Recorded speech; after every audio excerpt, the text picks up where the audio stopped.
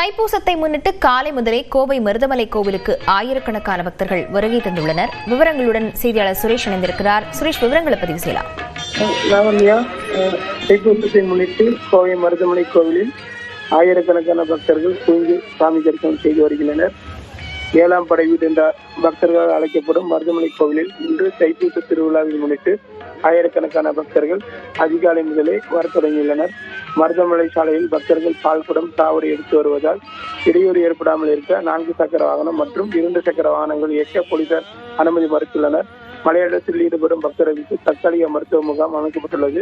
காலை முதலே பக்தர்களுக்கு அன்னதானம் வழங்கப்பட்டு வருகிறது. ஜமா பாத்தியம் இசைத்து பால் காவடி எடுத்து முருகப்பெருமானை தரிசனம் செய்ய பக்தர்கள் காலை முதலே படையெடுத்து வருகின்றனர். கூட்டத்தை கட்டுப்படுத்த கண்காணிக்கவும் 500க்கும் மேற்பட்ட போலீசார் பாதுகாப்பு பணியில் ஈடுபட்டு வருகின்றனர். மருதமலை சாலையில் இருபுறமும் பேரிகார்டு அமைத்து பக்தர்கள் செல்ல தற்போது அனுமதிக்கப்பட்டுள்ளனர். தற்போது தொடர்ந்து பக்தர்கள் வருகை கூட்டத்தை கட்டுப்படுத்த 1000க்கும் மேற்பட்ட பக்தர்கள் நிறுத்தி வைக்கப்பட்டு சாமி தரிசனம் செய்ய உள்ளனர். தொடர்ந்து பக்தர்கள் கூட்டம் அதிகமா இருக்கு. தொடர்ந்து போலீசார் கண்காணிப்பு பணியில் ஈடுபட்டு வராங்க.